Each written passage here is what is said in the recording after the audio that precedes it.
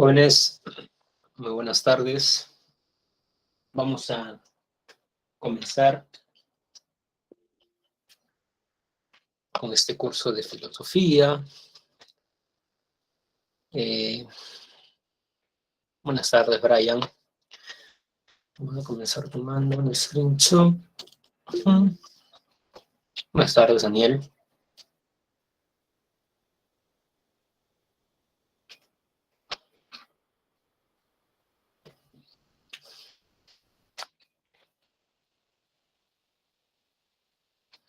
Bien.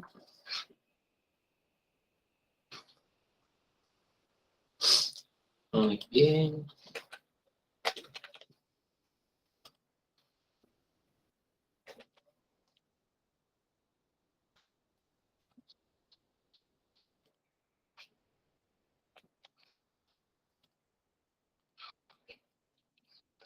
¿Pueden ver lo que estoy proyectando, jóvenes?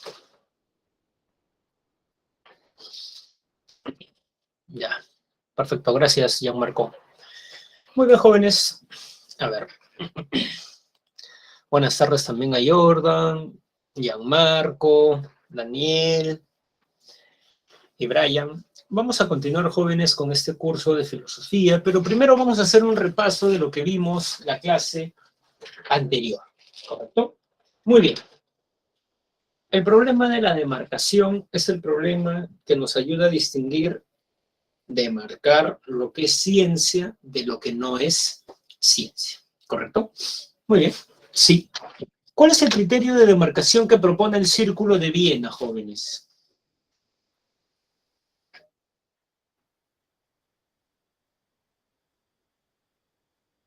¿Cómo distingo ciencia de pseudociencia?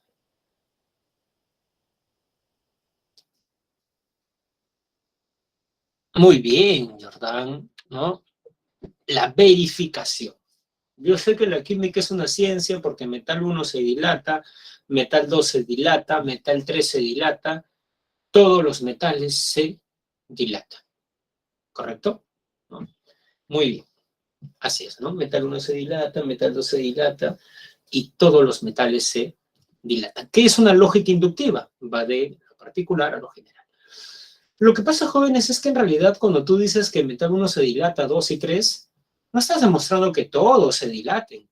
Demuestras que algunos se dilatan. ¿Quién vio un problema en esa lógica inductiva y en la verificación asumido como criterio de demarcación?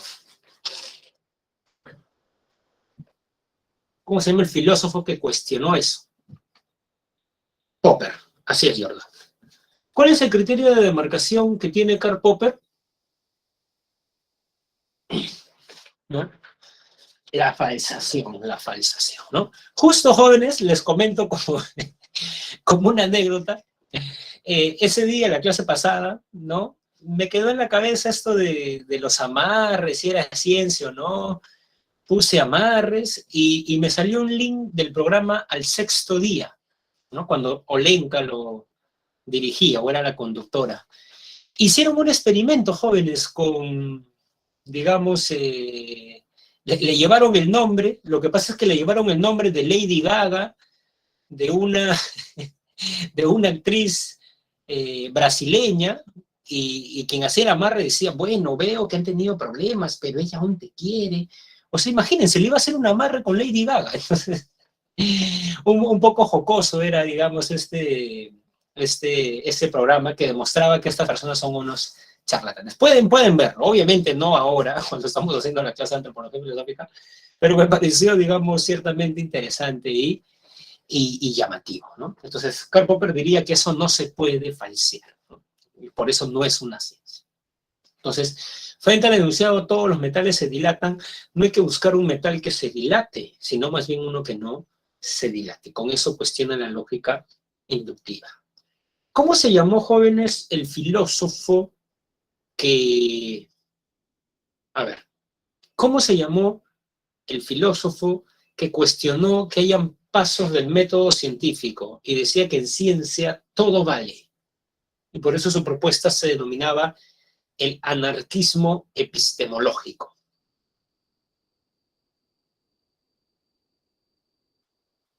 Muy bien. Yadira, ¿no? El famoso Paul Feyerabend. Muy bien. Y el tercer problema que vimos es el del si había o no progreso científico, ¿correcto? Por ejemplo, jóvenes, Karl Popper y el Círculo de Viena, a pesar de sus diferencias, creían que las ciencias avanzaban. Para el neopositivismo avanzaba verificando y para el Círculo de Viena avanzaba falseando, ¿correcto? ¿No? Muy bien. Había un filósofo que decía que en sentido estricto no avanzaba,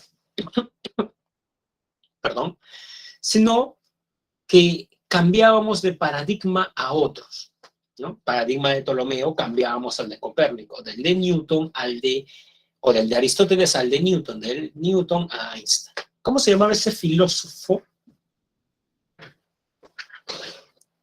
Muy bien, Thomas Kuhn.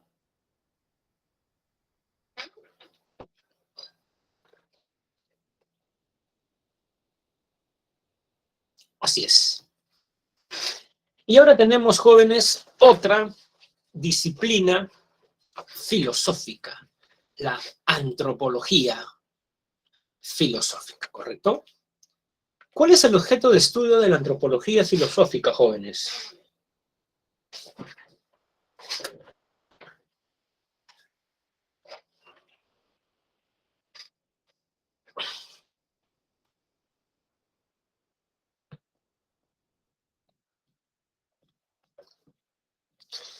El ser humano, problemas relacionados con el hombre. Muy bien. Antropo significa hombre o ser humano. Entonces, tiene como objeto de estudio el estudio del ser humano en cuanto interpretado por sí mismo. Eso es interesante porque yo puedo estudiar la naturaleza, pero el hombre se estudia al hombre. Entonces, eso es un poco lo que llama la atención, podríamos decir, de la antropología filosófica. La esencia o el sentido de la existencia. Jóvenes, todos ustedes van a terminar así. Profesor, ¿por qué le gusta, digamos, ¿no? hacer mis sábados pesimistas, ¿no? Digamos, hay un poeta peruano donde hay un poema muy bonito donde le dicen al poeta, dime una verdad, le dicen. Y el poeta dice, todos nos estamos muriendo. Memento mori. Recuerda que vas a morir, ¿no? Entonces, ¿estás viviendo la vida que quieres o la vida de los otros? Esa es una pregunta. ¿Incómoda? Claro que sí, que la filosofía tiene preguntas incómodas, ¿no? Como dice el gran Pepe Mujica, ¿no? Nos pasamos toda la vida trabajando para comprarnos cosas que no necesitamos. Y de pronto llegamos a ser viejos y decimos, ¿para eso he vivido? Para andar trabajando, viajando, que subir foto en el Instagram, que me das like, que me compré un carro, que como en tal zona. ¿Para eso se vive? ¿No? Son preguntas que a su edad deben hacerse, ¿no? Ya cuando están viejos, ¿no? Pregúntense. Eso es fundamental, ¿no, jóvenes? Muy bien. ¿Naturaleza o esencia? El sentido de la existencia también es una, ¿no? Pregunta. Eso es interesante porque he visto que a veces los alumnos no dan, cuando se les pregunta cuál es el sentido de la vida, no sé por qué no responden ontología, o responden ontología. Es antropología filosófica. ¿Cuál es el sentido de la vida del hombre si vamos a morir? ¿Correcto? ¿Cuál es la naturaleza o esencia? A ver, les cuento una anécdota. En Estados Unidos, un niño de 4 años cayó a la jaula de un gorila. Y el gorila lo comenzó a arrastrar. Por más que el protocolo era que, digamos, el guardia tenía que sedarlo, como el gorila estaba arrastrando al niño y parecía que había, digamos, creado una relación de pertenencia, lo tuvieron que matar. El jefe del parque dijo, ¿no? Tuvimos que tomar una decisión difícil entre la vida de un animal y la vida de un niño. Y elegimos la del niño y lo volveríamos a hacer. ¿Correcto? ¿No? Entonces, les pongo una situación similar a ustedes. Están cruzando por una avenida muy concurrida, con mucha afluencia. Y de pronto los carros están yendo rapidísimos. Y de pronto ven que un niño y un perro cruzan. Y ven que un carro los va a atropellar. Y tienen que decidir salvar la vida al perro o al niño. No pueden salvar a los dos. ¿A quién salvarían, jóvenes?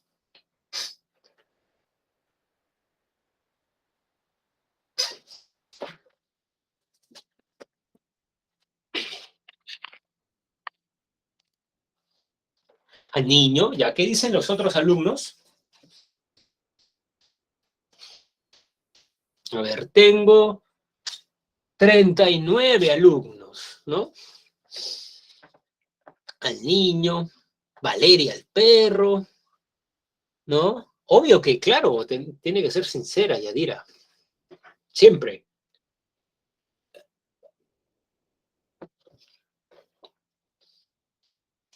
Al perro, al perro. Ya, a ver, sigan. Va ganando el perro, a ver, sigan. En la universidad sí los presiono, ¿no? Nota de participación, todos hablan, ¿no? Pero acá como no hay nota de participación, a ver, ¿qué dicen al perro? A ver, ¿qué dicen sus otros compañeros? A ver, uno de los que ha dicho el perro, ¿por qué salvaría el perro? A ver, libere audio, por favor, para escuchar sus argumentos. ¿Por qué salvaría el perro y no el niño?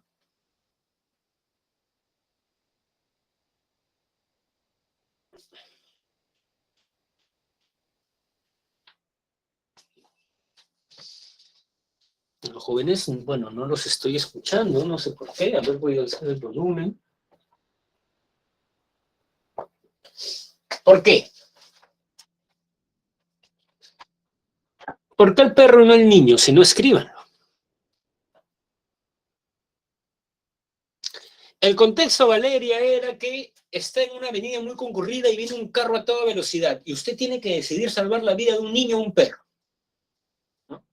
No puede a los dos, porque el perro está para acá y el niño para acá y el bus viene. Entonces, tiene que de manera inmediata decidir salvar a uno de ellos.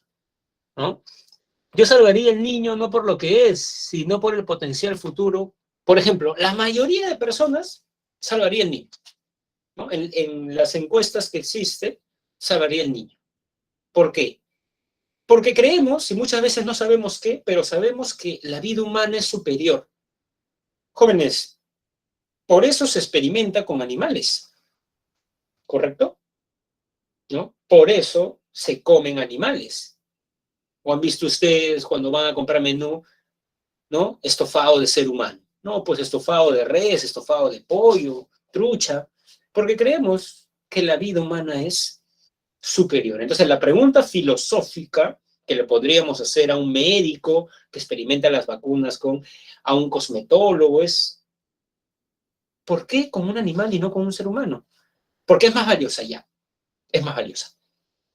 ¿En qué radica que la vida del ser humano sea más valiosa que la del animal? Esa pregunta es filosófica, ¿correcto? ¿No? Jordán nos dice no por lo que es, sino por el potencial que podría llegar a hacer. Esa es la pregunta, jóvenes, por la esencia, la naturaleza o la esencia. Entonces, yo no quiero suponer nada, porque yo podría decir, bueno, ellos deben saber qué es esencia. No, les voy a definir qué es la esencia. Cuando hablamos de esencia, estamos hablando de una categoría aristotélica. Esencia, ¿no? Y accidente. Accidente es lo que puede cambiar y una cosa sigue siendo tal. Esencia lo que no puede cambiar. Si cambia una cosa deja de ser tal, ¿no? Imagínense un pupitre, que es una silla, pero con una suerte de tablero para que el alumno, digamos, escriba, ¿correcto? Jóvenes, si un pupitre de color marrón, digamos, lo pintamos de color guinda, ¿sigue siendo un pupitre? Sí. Muy bien, entonces eso es accidente. El color puede cambiar. Si un pupitre tiene 4 patas y le pongo 2 patas más, ¿sigue siendo un pupitre? Un pupitre con 6 patas, ¿sigue siendo un pupitre? No. ¿Seguro? ¿El número de patas define qué es un pupitre? ¿Sigue siendo un pupitre? Claro que sí. ¿Qué pasa si al pupitre le quito el tablero que tiene? ¿Sigue siendo un pupitre? No. Esa es su esencia. Es lo que no puede cambiar. Vamos a aplicarle eso al ser humano. Muy bien. Jóvenes. Perdón. Si voy a una guerra y, digamos, pierdo un brazo, ¿sigo siendo un ser humano?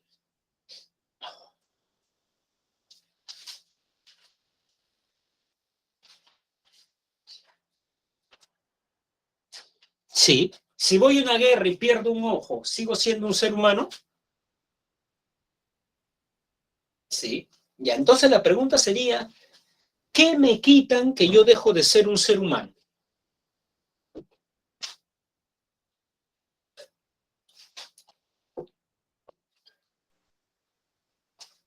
Esa es, esa es la respuesta. ¿Ven? Esa es la pregunta filosófica, la esencia. Y ya saben, desde la primera semana, que las preguntas filosóficas tienen múltiples respuestas. ¿Qué es la filosofía? Uno dice que es una ciencia, otro que no es una ciencia, que es útil, inútil. Entonces, ¿cuál es la esencia? De nuevo, hacemos una pregunta y escuchamos una polifonía de voces. Unos dicen que es un ser racional, otro que Dios lo ha creado, otro que produce fábricas, Homo faber, otro que es un ser espiritual. ¿Correcto? Eso es propio de la filosofía. ¿Correcto? ¿No? No hay respuestas únicas. ¿Correcto? Muy bien. Perdón, jóvenes.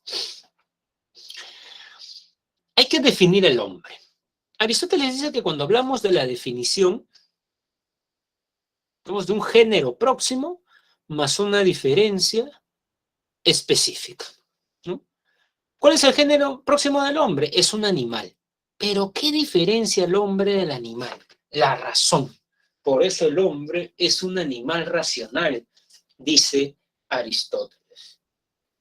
¿Qué quiere decir que el hombre sea un animal racional? Bueno, quiere decir, por citar un caso, que el hombre pueda realizar inferencias. Cuando yo les pregunté, todos los hombres son mortales, Sócrates es un hombre, por lo tanto, Sócrates es mortal. Quien dice eso tiene la facultad humana de la razón, ¿no? Profe, creo que es el alma porque aunque se one va a ser un ser humano, el alma de una persona no se clona. Ah, interesante, Daniel, ¿no? Sí, sí, puede ser también, ¿no? El alma, ¿correcto? Bueno, Aristóteles cree, Daniel, que es la razón, la capacidad de realizar inferencia. Pero razón en griego es logos, y logos hace referencia a razón, pero también al lenguaje. Lo que quiere decir que cuando yo en estos momentos hablo y articulo mi pensamiento en un lenguaje y ustedes lo entienden, pruebo que soy racional. ¿Correcto? ¿No? Muy bien. Ahora, jóvenes, ¿por qué yo hablo el castellano y por qué una persona que está en Berlín, nació en Berlín, habla alemán? ¿Y por qué una persona que nació en Francia habla francés? ¿Por qué ocurre eso?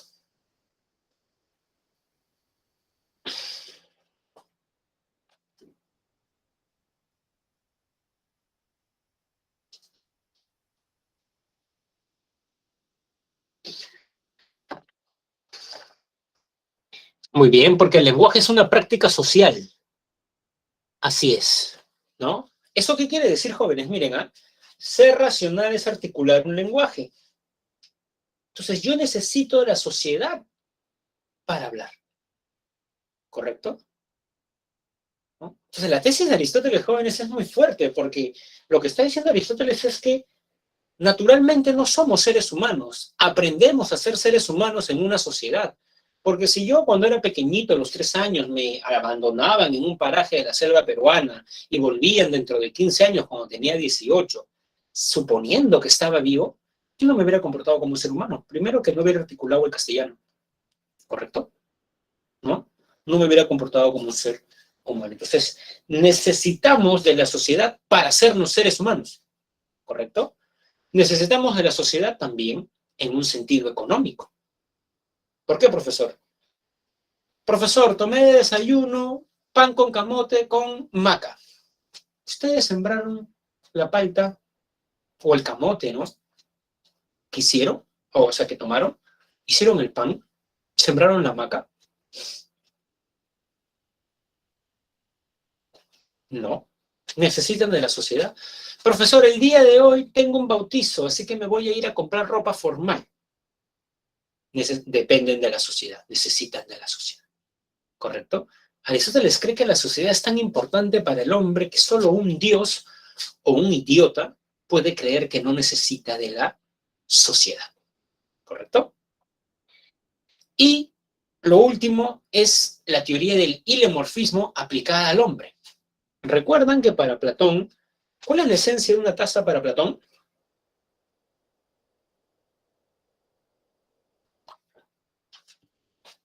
Muy bien, la idea de taza, que está en otro mundo.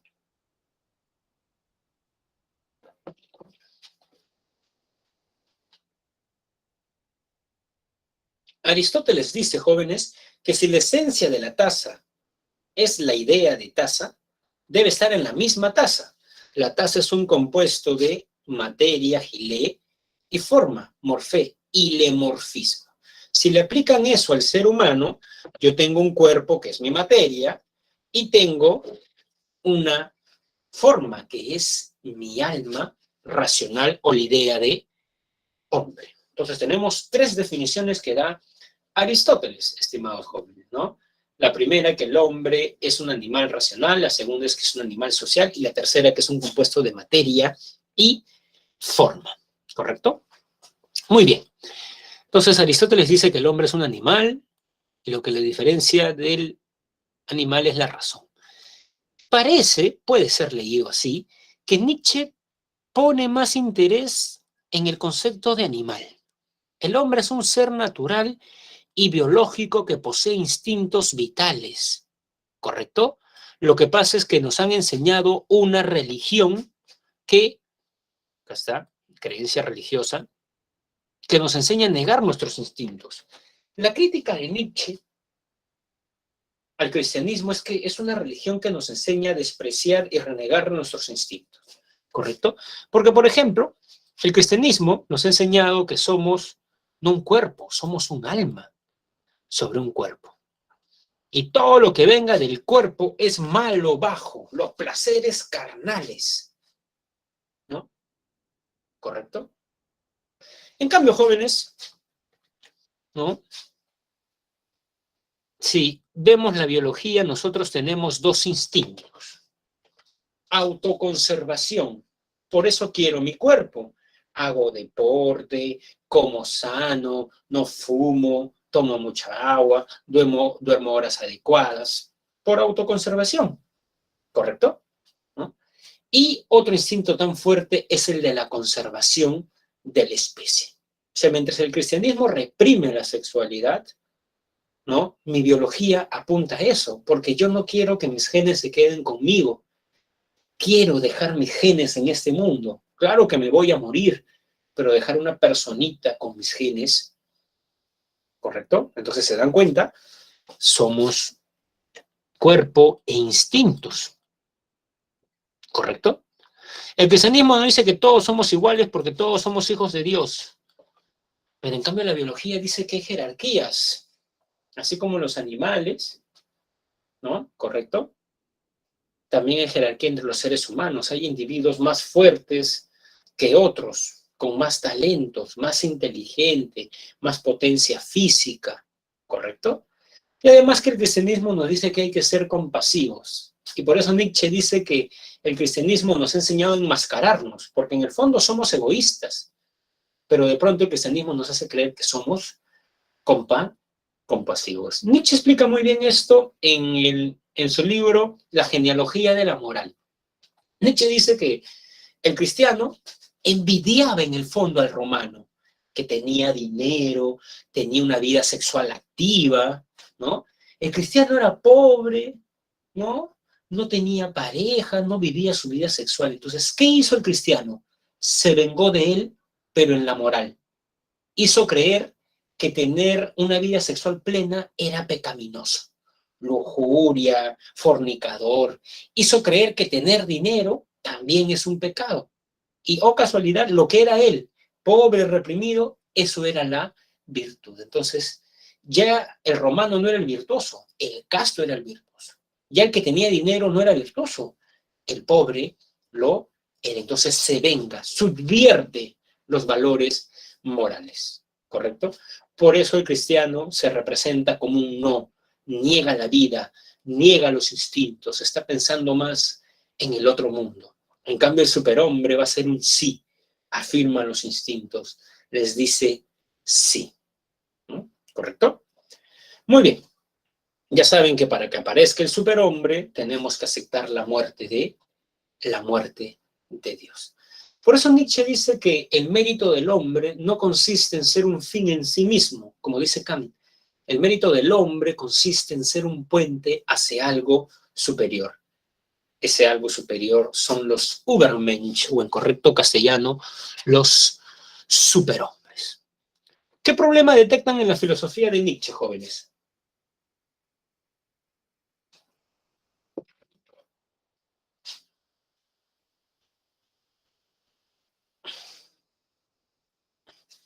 ¿Detectan algún problema?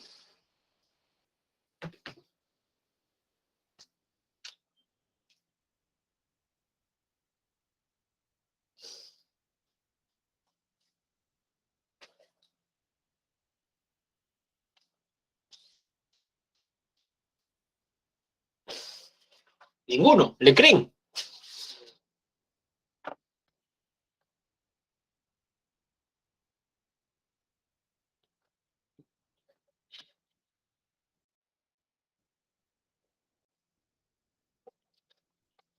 ¿Qué estarán haciendo, jóvenes? Por eso, a pesar de que para muchos profesores dicen, las clases presenciales, otra vez, yo quiero volver a clases presenciales, ¿no? Para verlos, para escucharlos, para si se distraen con el celular, decirle, a ver, alumno, deja el celular, ¿no? ¿Correcto? Pero bueno, a ver, ¿qué dice Robinson Crusoe? Los romanos no se controlaron, por eso perecieron. Eso es cierto, Robinson. Eso es cierto, ¿no? Algunos historiadores dicen que, claro, ¿no? El romano, por digamos, ¿no? Así es, ¿no? Hacerle caso a los instintos a veces no vemos las consecuencias, ¿cierto? Parece su concepción muy instintiva, tal vez se radicaliza mucho. Claro, ya, muy bien. Por ejemplo, jóvenes, ¿cuál es el problema? Que Nietzsche apunta más a la igualdad que tiene el hombre con los animales.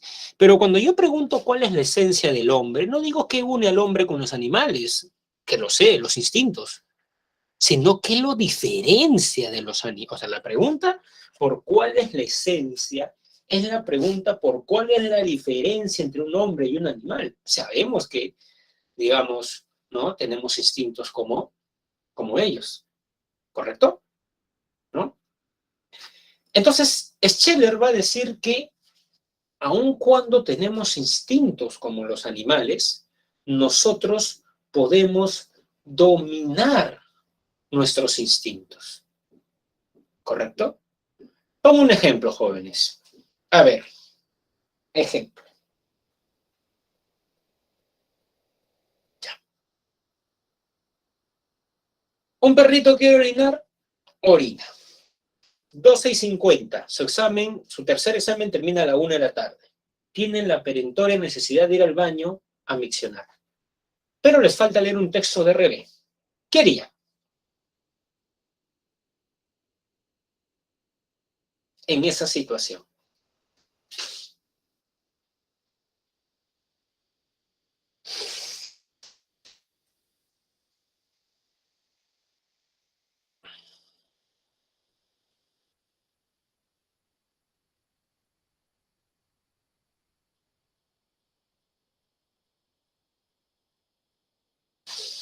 ¿No? Claro, dominaría su instinto, como dice Gianmarco, ¿correcto? ¿No? Un perrito orina, ¿no? A ver, salgo apurado a San Marcos y me olvido dejarle croquetas a mi perro. Vuelvo 8 de la noche, frío una milanesa, caliento el arroz, estoy a punto de comer y suena mi celular que está en mi cuarto. Voy a contestar la llamada y me quedo 15 minutos conversando con mi amigo. El perrito tiene hambre, huele la milanesa.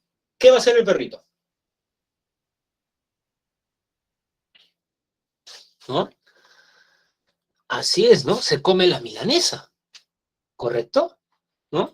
Pero en cambio nosotros, estimados jóvenes, podemos tener hambre, pero eso no quiere decir que voy a agarrar la comida de mi amigo. Una chica, por ejemplo, que está haciendo una dieta y el nutricionista le ha dicho que lo clave es hacer deporte y no comer, sobre todo en la noche.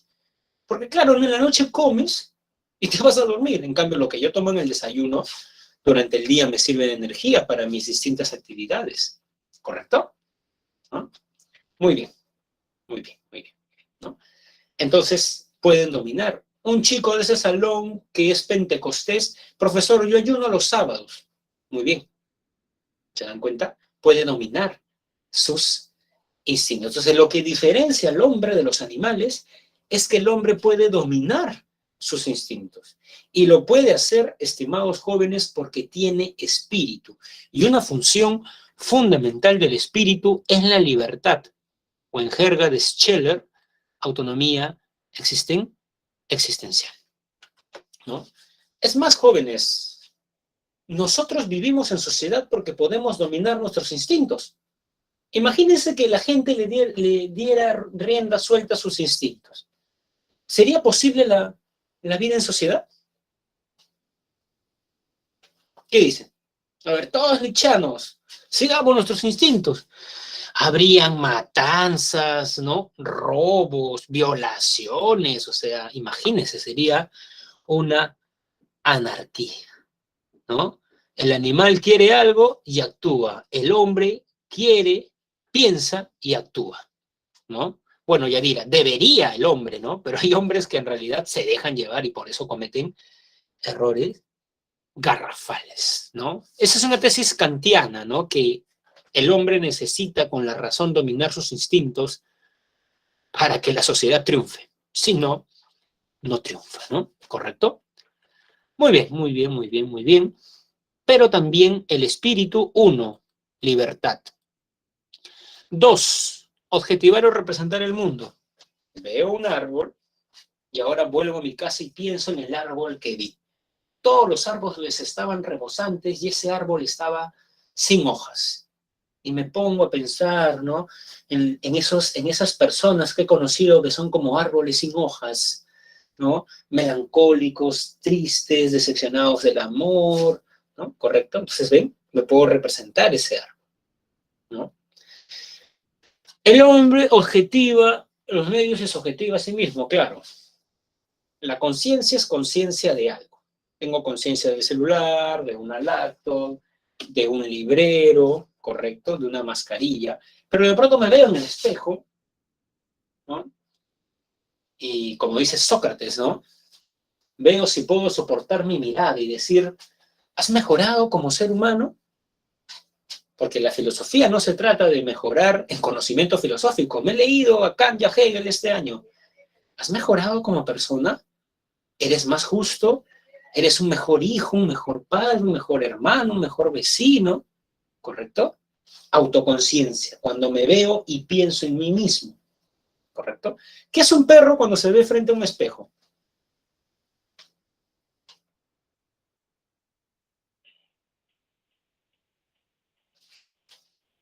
¿No? Muchos de ellos gruñen y a veces ladran. No tienen autoconciencia, no saben que son ellos, ¿no? Se miran, ¿qué dirán, no? Porque se mueve como yo, ¿no? Correcto. En cambio nosotros vamos a un probador y decimos, bueno, esta camisa no me queda muy bien, ya me doy cuenta que ya no soy ese, después de la pandemia soy M, entonces si nos reconocemos, ¿no?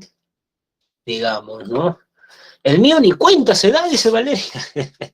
El gato sí, dice Brian, ¿no? No tiene autoconciencia, pues, ¿no? Quiere como que pelear y más, ¿no? Muy bien. Cassirer. El hombre es un animal simbólico. Cassirer es neocantiano, tiene una biografía de Kant, ¿no? Ya saben que Kant decía que estaba el sujeto, acá estaba el noumeno, la manzana, y acá estaba el fenómeno, lo que conocíamos. Esto conocemos, ¿recuerdan? Para Kant, yo no conozco esta taza que estoy tocando. Yo conozco la idea de taza, el fenómeno. Cassirer sigue ese punto kantiano y dice, el hombre no puede ver la realidad cara a cara. El hombre interpone entre la realidad y él un sistema intermediario simbólico. A ver, profesor, no lo estoy siguiendo. Pongamos un ejemplo. Las cebras ven un león. Acción, ver un león. Reacción, correr. En cambio, el hombre entre acción y reacción tiene un sistema simbólico. Ejemplo. Vemos una cruz. A ver, ¿qué hacen si ven una cruz ustedes? Todos estamos entrando a una misa, ¿no? A una misa. Todos. La coordinadora, el profesor, ¿no? ¿Qué hacen ustedes si entran a una misa y ven una cruz a la entrada? ¿Qué hacen?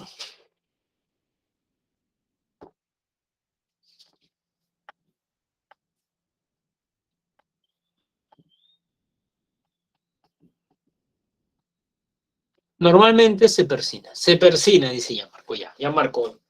Yo he tenido que ir por cuestiones tradicionales a una iglesia, cuando se bautiza un sobrinito, no sé, muere una persona cercana, voy a una iglesia, respeto, no me mofo, nada, pero no me persino cuando entro. Cuando el cura habla, a veces responden, he visto ciertas cosas, mi papá, ¿no? No sé qué dice el cura y él le dice algo. El cura dice y él está diciendo todo, ¿no? Yo no hago eso, ¿correcto? Entonces, ven, no compartimos lo mismo cuando vemos una cruz, ¿correcto? Por ejemplo, jóvenes, acá tengo una Biblia. Es la Biblia con las anotaciones de Lutero. Me la regaló un amigo protestante, ¿no? O sea, es interesante porque tiene la Biblia y abajo tiene los comentarios de Lutero, ¿no? Bueno, ¿no? A ver, jóvenes, ¿qué ven ustedes cuando ven la Biblia? ¿Un libro o la palabra de Dios? Los libros nuevos huelen bien, ¿no?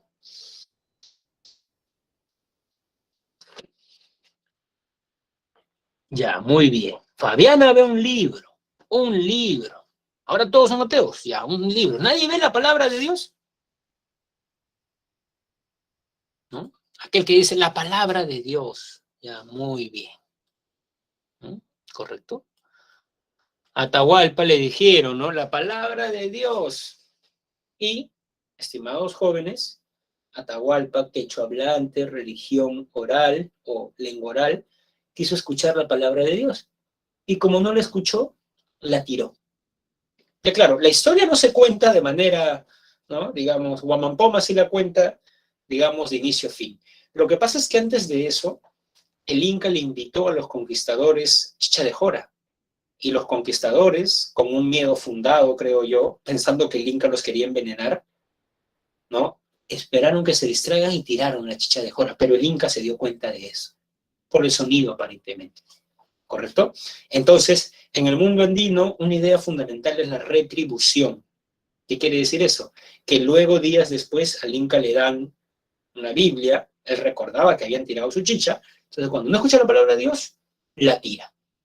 ¿No? Entonces, no veían lo mismo, no compartían el mismo sistema simbólico Atahualpa y los cristianos conquistadores. ¿Correcto? ¿No? Muy bien, jóvenes. Entonces, ¿no? Eso quiere decir que tenemos un sistema simbólico interpretativo. A ver, jóvenes, ¿qué pasa si estoy dando la clase y ven que tengo un anillo de oro en este dedo, en el de acá? ¿No? ¿Cómo interpretan eso? No me desee mal, Valeria, por favor. Siempre que algunas de mis tías me molestan y me dicen, ¿y tú cuándo te casas? Yo siempre le respondo eso. No me desee el mal, tía, ¿no? Tan bien que estoy. Muy bien, ¿no? Muy bien, ¿no? Claro, ¿no? Entonces, jóvenes, ¿no? Claro, hay personas, ¿no? Que bueno, ¿no? Digamos, ¿no? Y, por ejemplo, eso es cultural, porque un amigo antropólogo me cuenta, no sé si son los huitotos o los aguajón, hay una tribu de la selva que tú ves si una mujer está casada por su falda. Su falda tiene ciertos telares o ciertos dibujos que ya sabes que es casada. En cambio, las solteras tienen, digamos, una falda, pero tienen diferente, digamos, una diferente tonalidad. Entonces uno ya sabe por las faldas, allá con esta chica, yo que soy soltero, puedo, ¿no? Pero esta otra está, digamos, casada. Sistema simbólico, ¿no? ¿Correcto? Muy bien, muy bien, muy bien, jóvenes, ¿no? El anillo también, ¿no? Por ejemplo, jóvenes, ¿qué pasa si una chica de ese salón el 14 de febrero, un chico le envía un corazón flechado y bombones? ¿Cómo interpretamos eso en nuestra sociedad?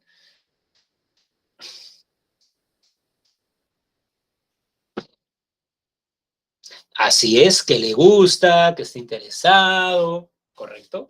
Ahora, los símbolos jóvenes son arbitrarios. ¿El amor está en el corazón?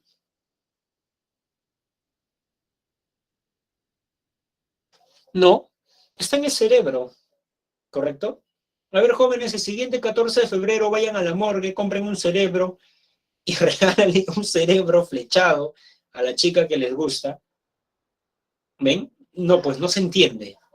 No se entiende, digamos, así, ¿no? Qué lindo, dice Valeria, ¿no? Valeria, no sé si has visto no sé si has escuchado y visto el video de la canción de David Guetta que se llama Bat, donde sale una chica y unos zombies. Es en dibujo, ¿no? Como en, digamos, en un dibujo, ¿no? Y el zombie que se enamora de la chica, ¿no? Un amor, digamos, un poco extraño, ¿no? Un zombie y una chica, le da su cerebro, ¿no? No le da un corazón, ¿no? ¿Correcto? Le da su cerebro y está, pues, ¿no? Entonces, la chica no lo toma mal, no lo toma mal, pero creo que la mayoría, ¿no? Digamos, eso es amor, dice Valeria. Bueno, muy bien, jóvenes, ¿no? Yo no daría mi cerebro a nadie, jóvenes, ¿no? Que se quede acá en mi cráneo, digamos, ¿no?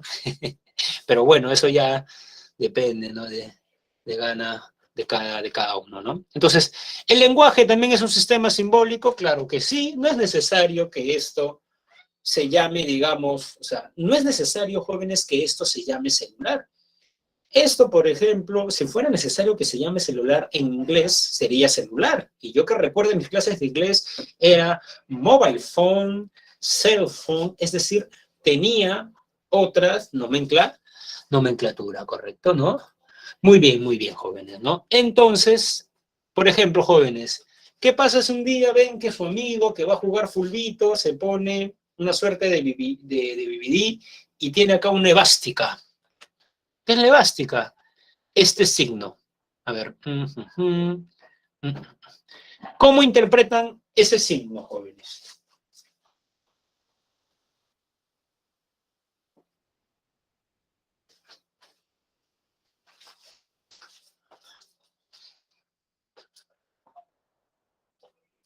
Acá, ¿no?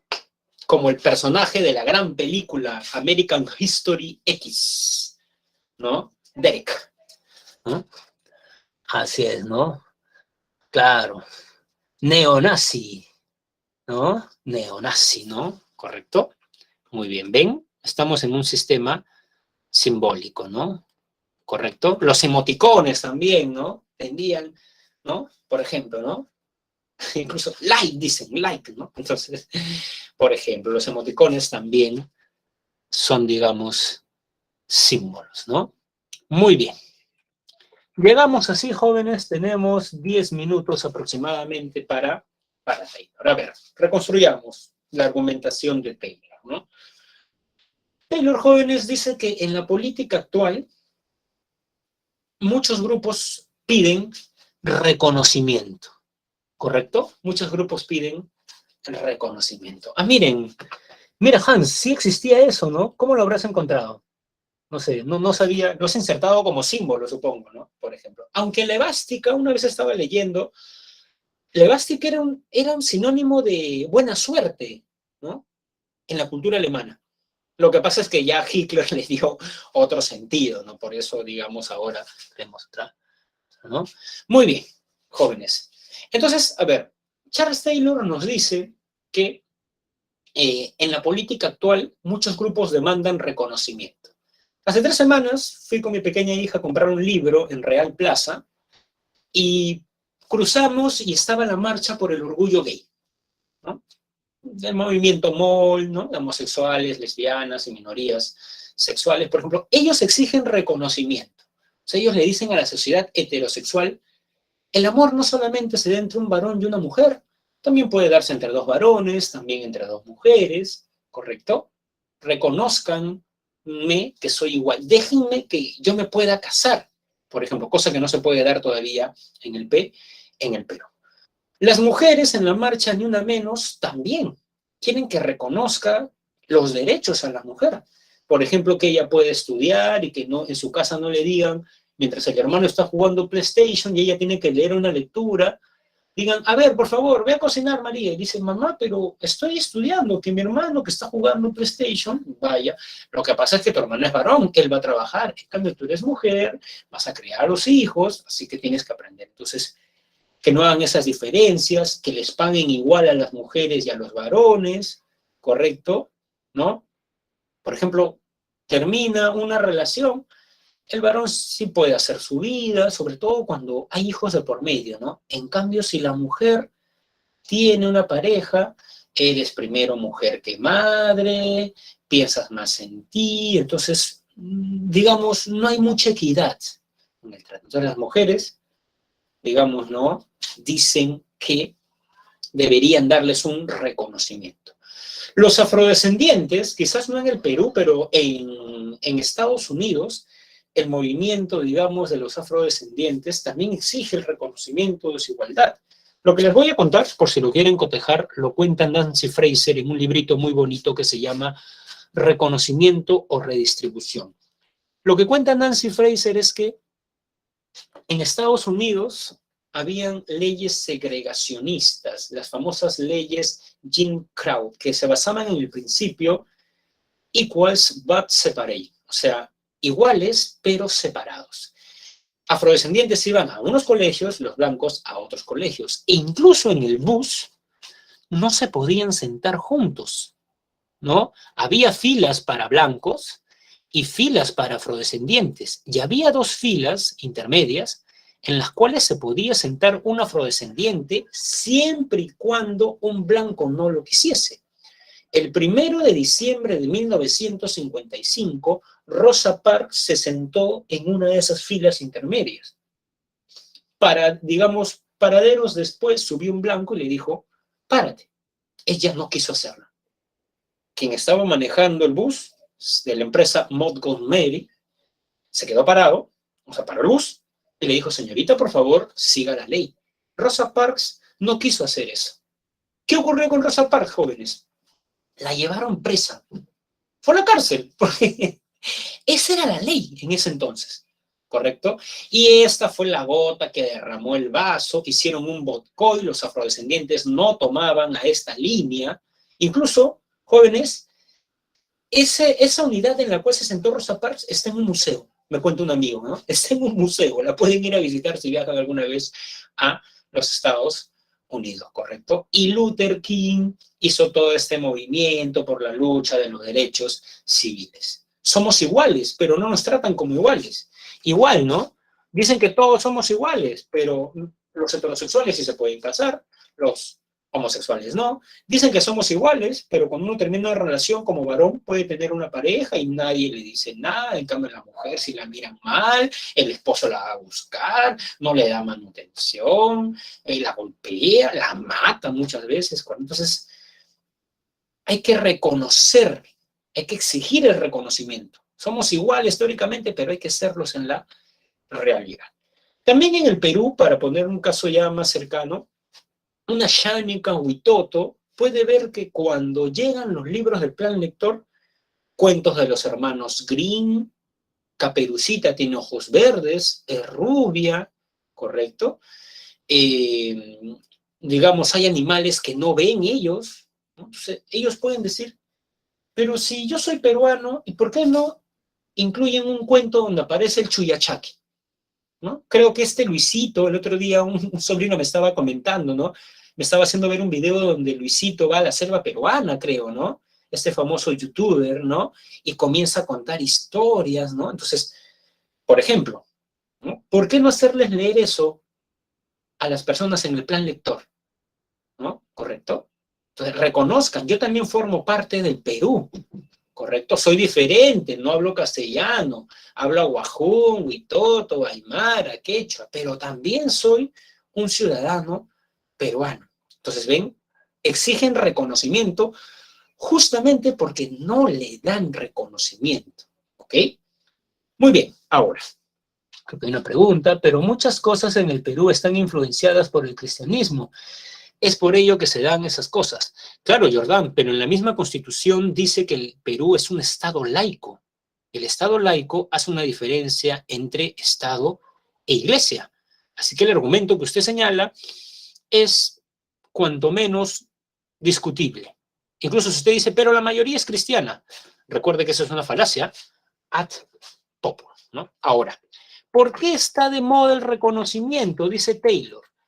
Porque la gente ha tomado conciencia que el reconocimiento influencia en la identidad. Es decir, la imagen que yo tengo de mí mismo se ve determinada por el reconocimiento que me dan los otros. Eso desde casa en mi infancia, ¿no? Si el padre constantemente le está diciendo a su hijo, tú no eres como tu hermana inteligente, tu hermana hacía sola las tareas, tú en cambio no haces las tareas, eres malcriado, no sirves para nada, no sé qué voy a hacer contigo cuando tengas 15 años, qué vas a estudiar porque no tienes capacidades. Si el padre está constantemente repitiendo eso, le va a generar una identidad negativa. Entonces, ¿qué identidad proyecta, por ejemplo, una mujer la sociedad?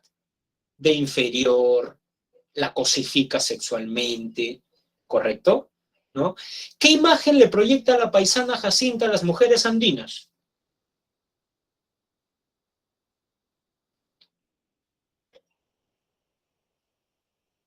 ¿Positiva o negativa? ¿No? Ignorante, que no tiene higiene bucal porque no tiene dientes, que huele mal. ¿Qué imagen le proyecta el programa El Negro Mama a la comunidad afrodescendiente peruana?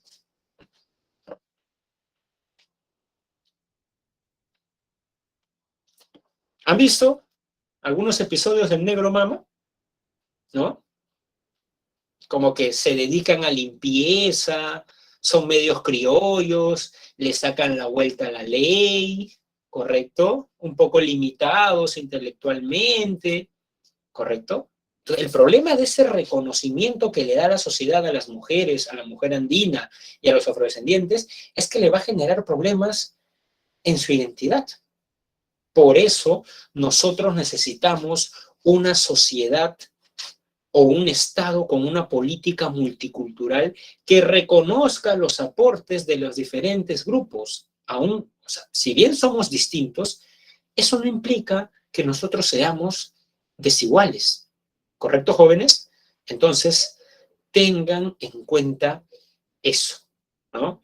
No, pues no hay que decir, como dijo Alan García, ¿no? Esos, cuando en el problema de Conga, ¿no? Esa gente piensa que el cerro es un apu, que digamos el río está vivo. Ellos son ciudadanos de segunda mano. Los limeños contamos. Y eso existe en muchos jóvenes, ¿ah? En Lima, no se va, o sea, en el Perú no se valora igual al limeño que al que vive en Huancavelica, ¿no? Hay discriminación y racismo, ¿no? La presidenta del Congreso dice todos blancos e indios, ¿no? Está viviendo en la colonia, ¿no, jóvenes? No hay razas, eso lo ha demostrado la ciencia, la única raza es la raza humana. Los cambios que nosotros vemos en las personas, que los ecuatorianos sean más morenos, que digamos un europeo, es porque ellos están más cerca de la línea ecuatorial y en la piel desarrollan una pigmentación que los protege de los rayos del sol. Pero eso no quiere decir que el europeo, porque es blanco, es superior. Eso no se basa en ninguna evidencia científica, ¿correcto? Es racismo, entonces hay que luchar eso. Y eso se hace con el multiculturalismo. Una política multicultural, por ejemplo, lo que hace la Casa de la Literatura.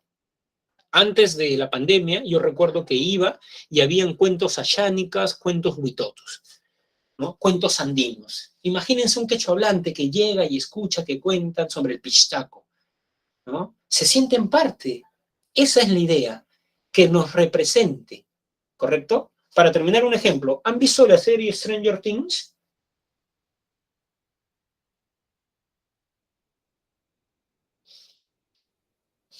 ¿Han visto esa serie, jóvenes?